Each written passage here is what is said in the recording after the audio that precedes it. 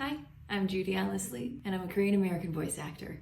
The first time I felt seen in media was when I played as Chun-Li in Street Fighter 2. And after looking this up, I learned that she's the first female playable character to appear in a fighting game to gain mainstream recognition, and this game released in 1991, so big deal.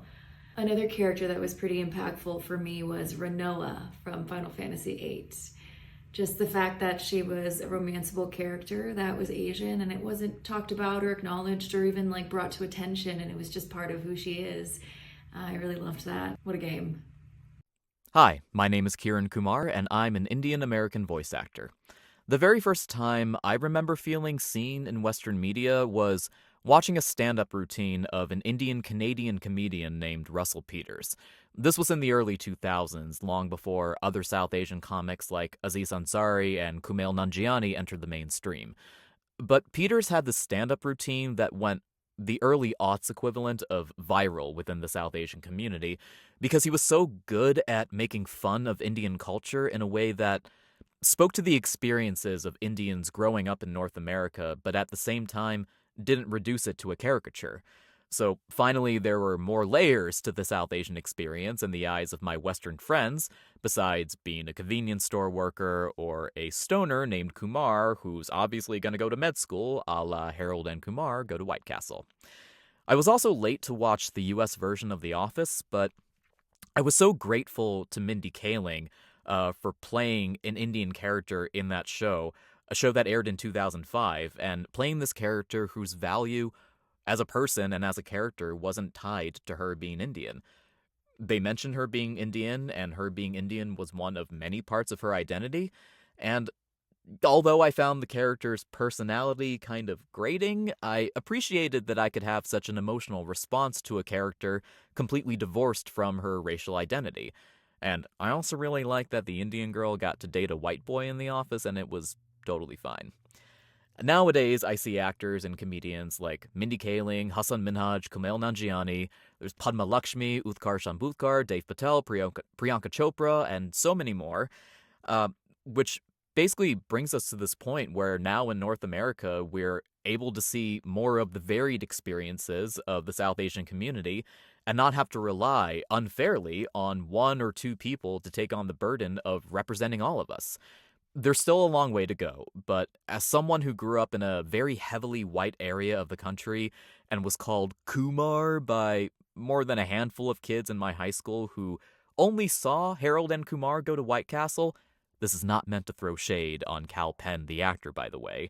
It's insanely gratifying to know that I can be taken seriously as a voice actor by my peers in the industry, and rather than being seen as the guy who should have gone to med school or the guy who has to field questions like, or comments like, I didn't think Indians could act, despite how giant of an industry Bollywood is.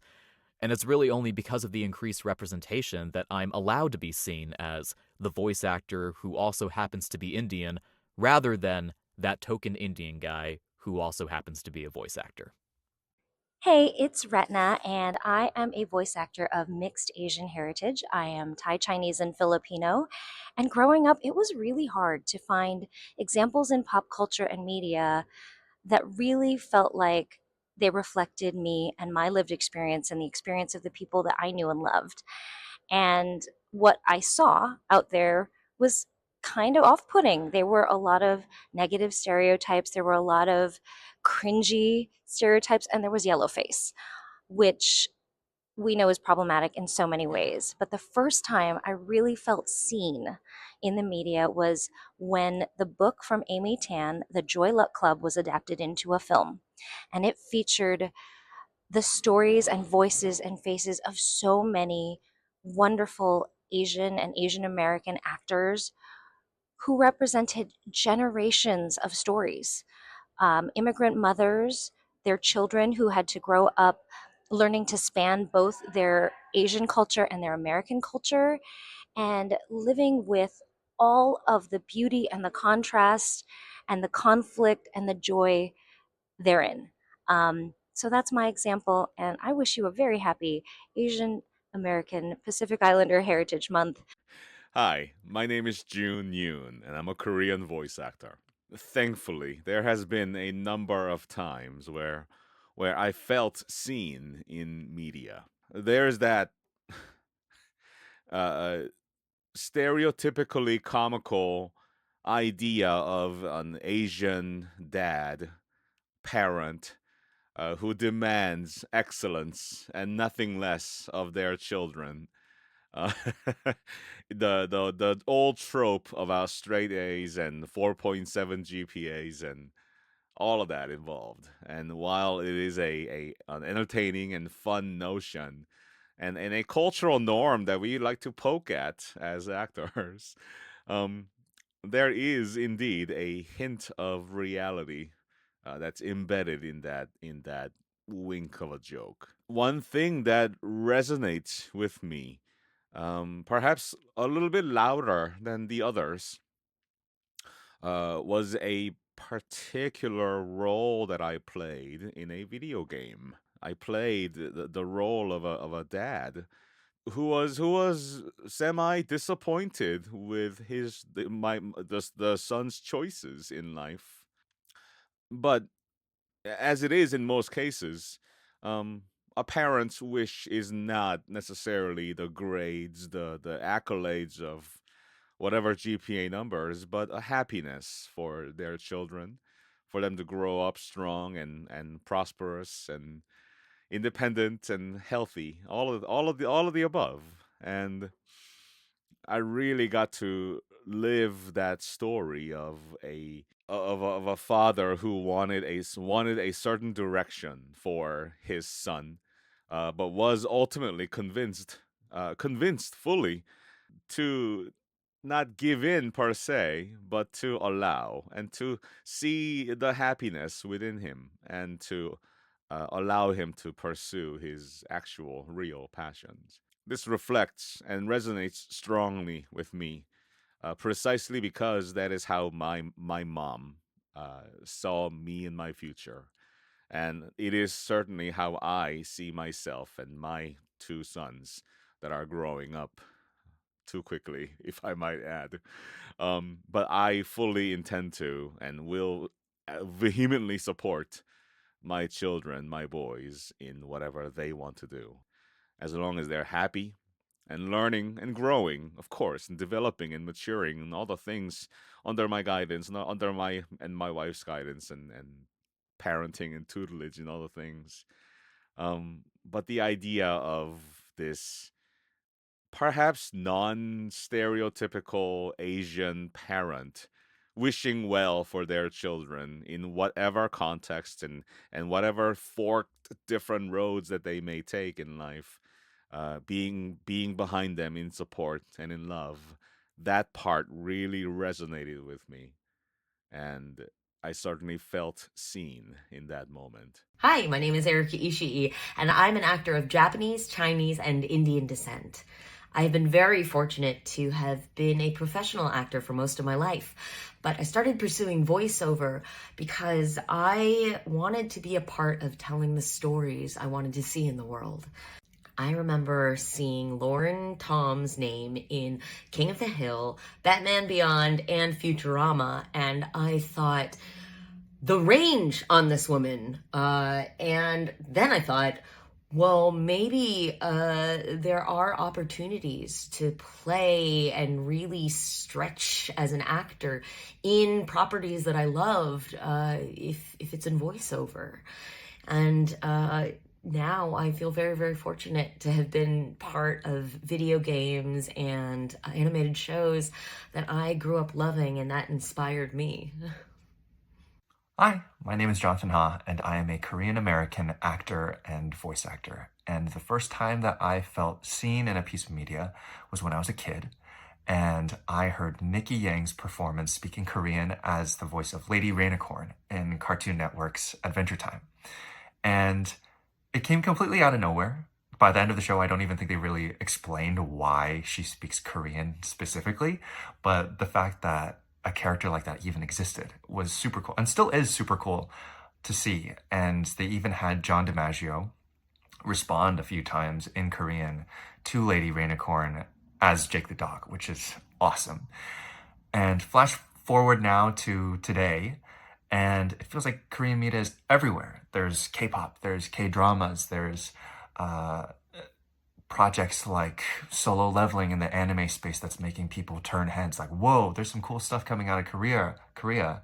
And even games like Stellar Blade in the video game space.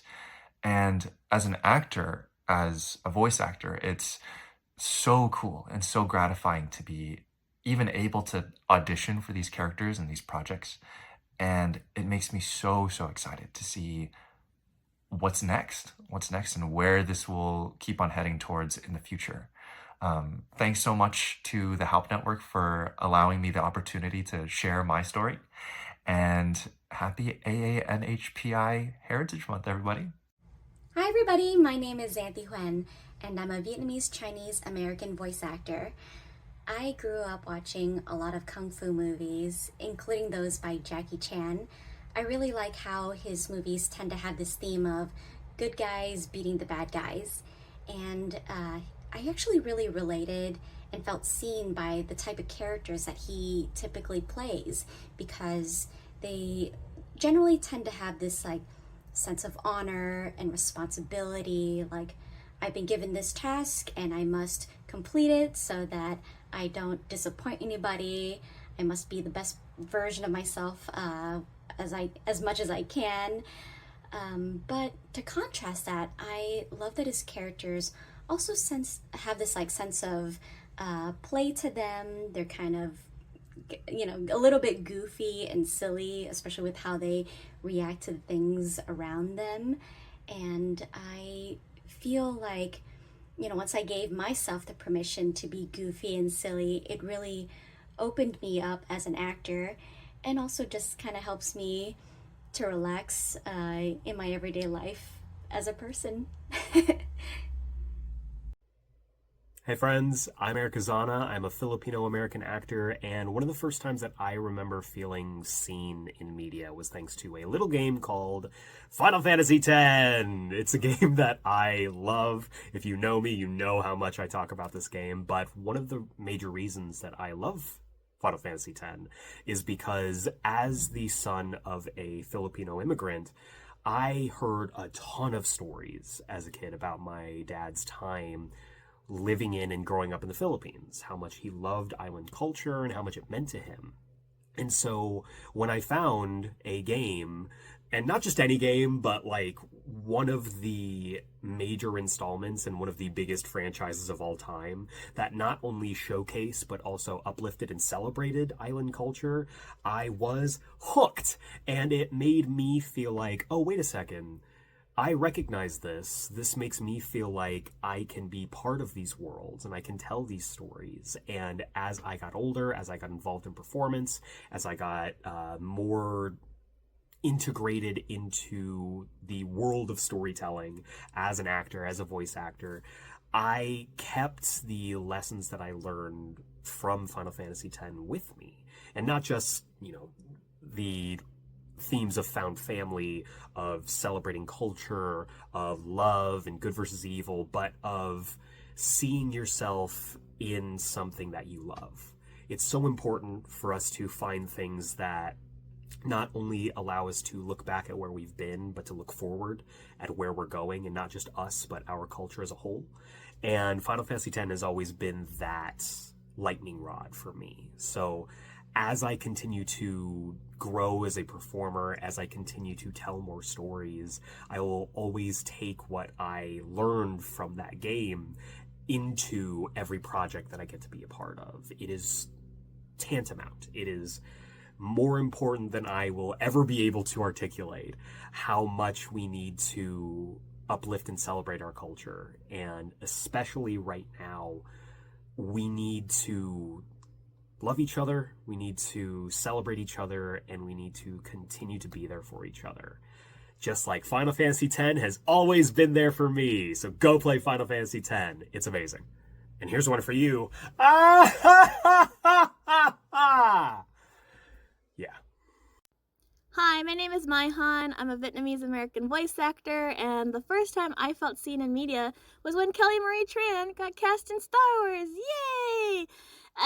Regardless of what you thought about episode 8, it meant so much to me that we have another Asian person in the franchise. And not only that she's specifically Vietnamese. And it also meant so much to me that she told the whole world her Vietnamese name, which is Loan.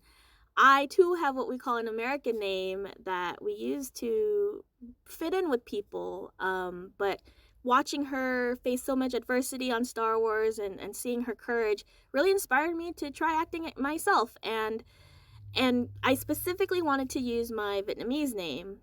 Starting out, I was pretty insecure and awkward about it, but so many amazing people, including Sarah Cravens, really encouraged me to embrace it. And for me, Star Wars is a franchise that is about building resistance against defeating evil, whether it's like this whole empire or like your personal dark side. And by embracing my culture, I feel like I'm demonstrating some resilience to an industry that is changing but still needs some work. So I'm really, really happy to be doing what I'm doing, and I hope to one day inspire someone the same way that Kelly Marie Tran inspired me.